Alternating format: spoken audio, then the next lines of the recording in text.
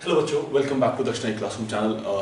हमने last class में कुछ लेक्चर्स कुछ चीज़ें की थी और उनके कुछ क्वेश्चंस मैंने आपसे पूछे थे एंड आई आस्क्ड यू कि आप उनके बारे में सोच के आए कि इन क्वेश्चंस के आंसर्स क्या होंगे या एक्सप्लेनेशंस क्या होंगे, राइट। अब उन्हीं क्वेश्चंस को हम करने की कोशिश करेंगे यहाँ और एक एक करके समझने की कोशिश करेंगे, ठीक है। कॉन्सेप्चुअल टॉपिक है, यूजुअली नहीं पूछा जाता ये इस तरह से क्वेश्चन नहीं पूछे जाते, बट आपकी अंडरस्टैंडिंग के लिए, आपकी थिंकिंग के लिए तो आपको ये पता होना चाहिए कि यहाँ पर ऐसा क्यों हो रहा है, ठीक है ना। तो उन्हीं चीज को समझने की कोशिश करें, ठीक है। चलिए शुरुआत करते हैं। मैंने पहला क्वेश्चन आपसे पूछा था, question 1 that I asked you was SF6 exist. मैंने आपसे पूछा था आपको जो SF6 है वो एग्जिस्ट करता है लेकिन SCl6 एग्जिस्ट नहीं करता। SCl6 एग्जिस्ट नहीं करता। मैंने आपसे क्वेश्चन पूछा था ऐसा क्यों है कि SF6 तो एग्जिस्ट करता है, SCl6 एग्जिस्ट इसलिए नहीं करता। समझिए बात को कि S को अगर आप देखोगे, अगर आप S को देखोगे तो S पे F इधर, ठीक है,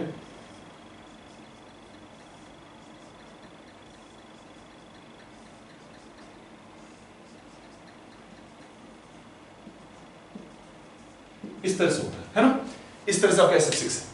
अब SF6 तो F क्योंकि स्मॉल है तो आसानी से एडजस्ट हो जाएगा। अब यहीं पर अगर आप सल्फर के चारों तरफ Cl लगाने की कोशिश करें तो क्या होगा,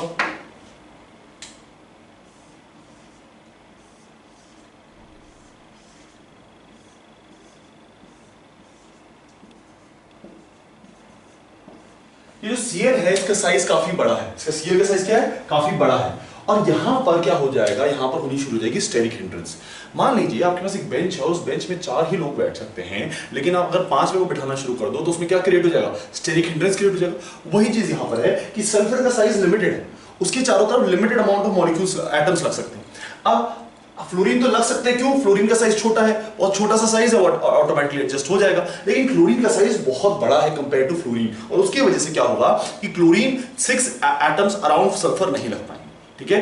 यहीं पर यही दिक्कत आती है कि सल्फर के चारों तरफ 6 एटम्स ऑफ क्लोरीन नहीं लग सकते because of steric hindrance, because of steric hindrance. Steric hindrance की वजह से सल्फर के चारों तरफ 6 एटम्स नहीं लग सकते, ठीक है। तो इस चीज को आपको ध्यान रखना है कि स्टेरिक हिंड्रेंस की वजह से सल्फर के चारों तरफ 6 क्लोरीन एटम्स नहीं लग सकते, लेकिन फ्लोरीन एटम्स जरूर लग सकते हैं, ठीक है ना। चलिए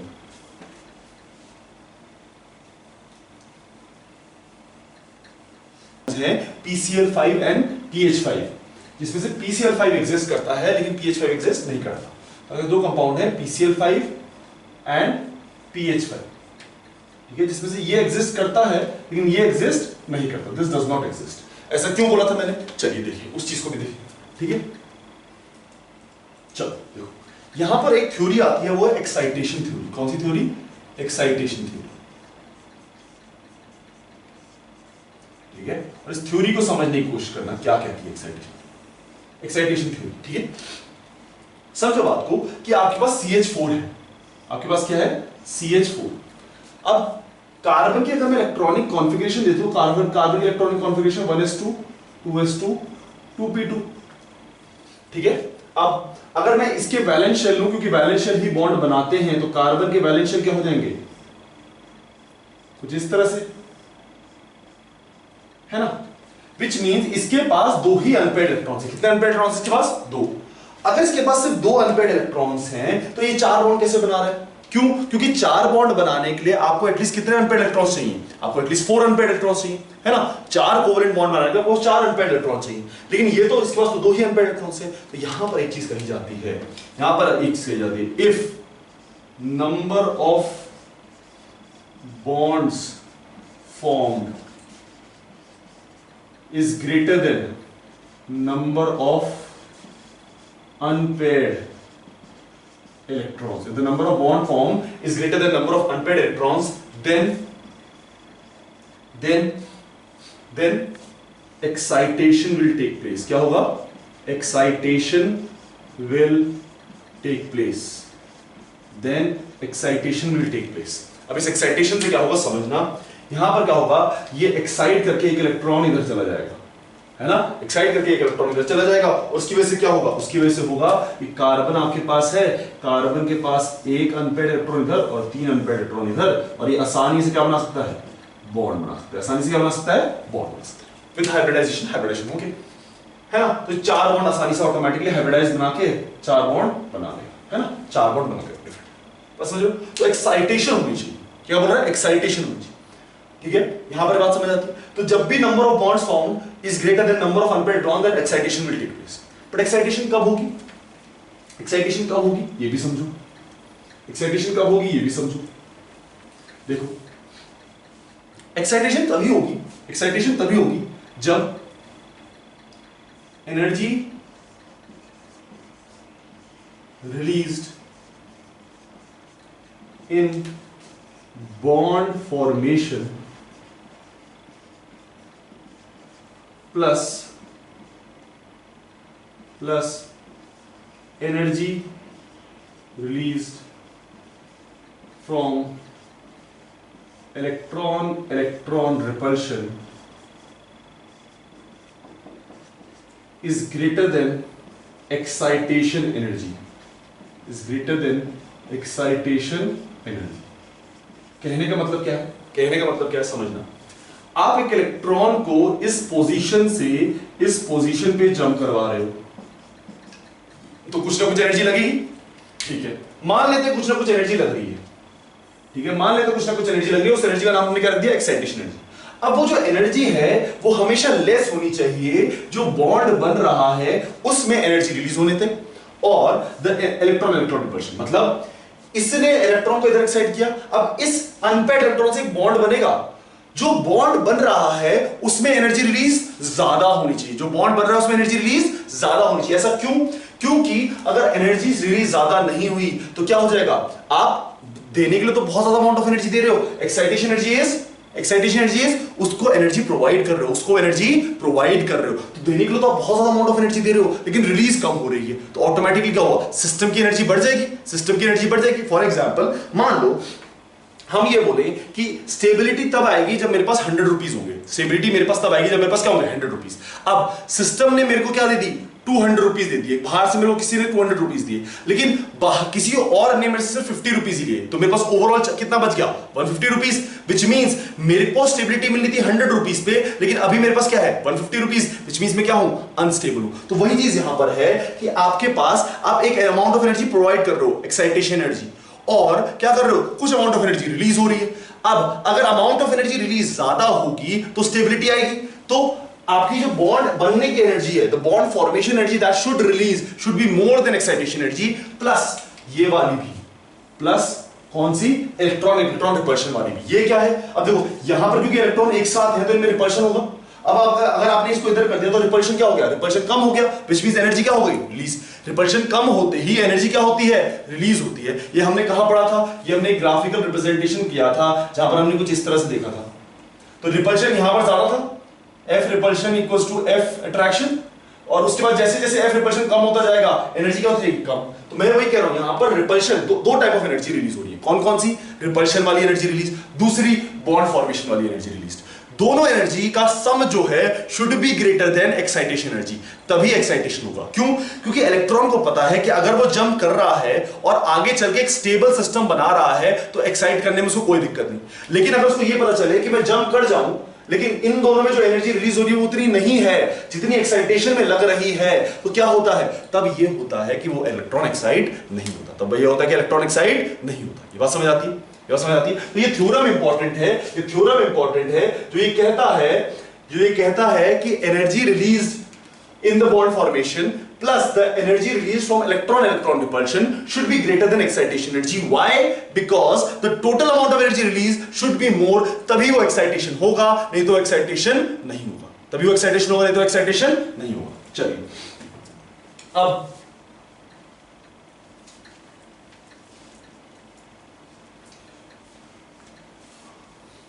समझना है बात को, ठीक है? एक्साइटेशन कब होगा? When will the excitation take place? When? ठीक, कब एक्साइटेशन होगा? समझो, ठीक है? मान लो तुम्हारे पास NS और NP है, इनके बीच का गैप कम है, इनके बीच का गैप कम है।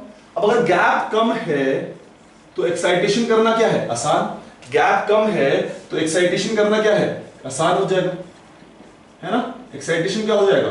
आसान, ज्यादा आसानी से हो जाएगा, ठीक है? लेकिन अगर आप देखो NS, NP और ND, अब मेरे को NS से ND में करना है, तो एनर्जी गैप ज्यादा है, तो गैप ज्यादा है, तो क्या हो जाएगा, एक्साइटेशन करना क्या हो जाएगा, मुश्किल। एक्साइटेशन करना क्या हो जाएगा, मुश्किल हो जाएगा। एक्साइटेशन करना क्या हो जाएगा, मुश्किल हो जाएगा। ठीक है, गैप ज्यादा तो एक्साइटेशन करना क्या हो जाएगा, मुश्किल।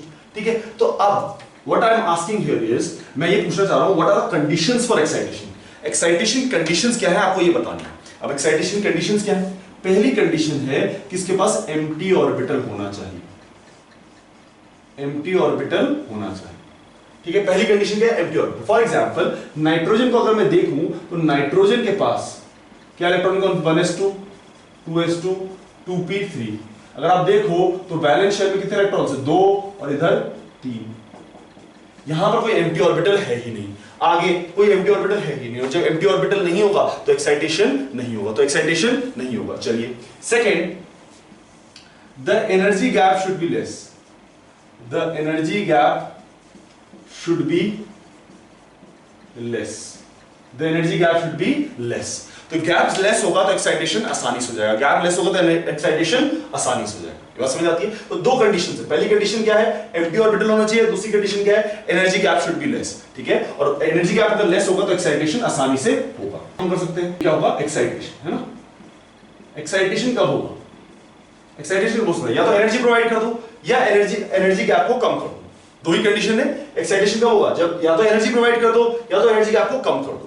अब एनर्जी प्रोवाइड करना क्यों वायबल नहीं है, एनर्जी प्रोवाइड करना इसलिए वायबल नहीं है क्योंकि अगर आप सिस्टम में एनर्जी डाल रहे हो तो सिस्टम ये बोलेगा कि मैं तो चाहता हूं कि एनर्जी रिलीज हो, तभी मेरे अंदर स्टेबिलिटी आएगी। अब अगर आपने सिस्टम में एनर्जी डाल दी तो उसमें एनर्जी बढ़ गई सिस्टम की, और अगर सिस्टम की एनर्जी बढ़ गई तो आपको पता है एनर्जी आते ही सिस्टम क्या हो जाता है, अनस्टेबल। तो प्रिफर्ड चॉइस क्या रहेगी, प्रिफर्ड चॉइस तो ये रहेगी कि सिस्टम से एनर्जी रिलीज हो।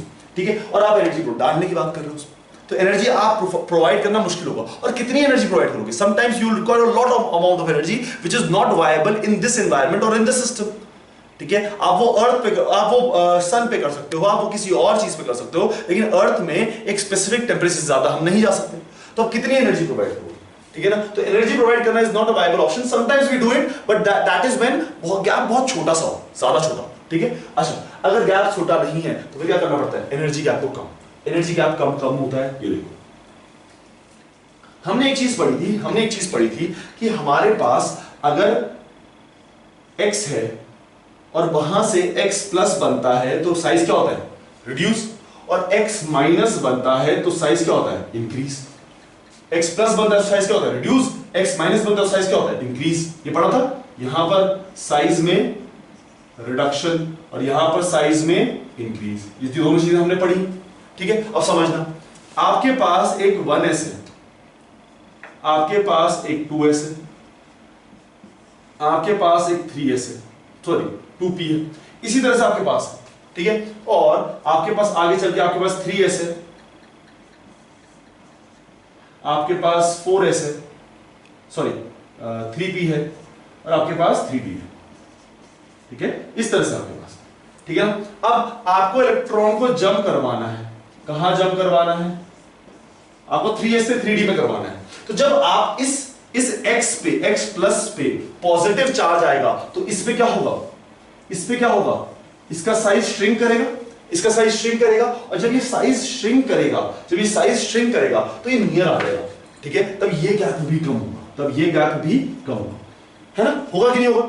अगर आप पे x पे पॉजिटिव चार्ज आ गया तो साइज में श्रिंकिंग होगी, तो ये जो बीच में गैप है वो भी कम हो जाएगा, और जब ये गैप कम हो जाएगा तो इलेक्ट्रॉन की एक्साइटेशन आसान हो जाएगी, तो ये बात समझ आती है कि x जो सेंट्रल एटम है, अगर उस पर तुमने पॉजिटिव चार्ज लगा दिया तो इसमें श्रिंकिंग हो जाती है। श्रिंकिंग की वजह से क्या होता है, श्रिंकिंग की वजह से ये होता है कि गैप रिड्यूस हो जाता है, और गैप रिड्यूस होने की वजह से क्या होता है, गैप रिड्यूस होने की वजह से इलेक्ट्रॉन की एक्साइटेशन आसान हो जाती है। ये बात समझ आती है। तो इसको हम किस तरह से लिखें, इसको हम इस तरह से लिखते हैं कि आपके पास if positive charge on central atom, तो क्या होगा, size will shrink।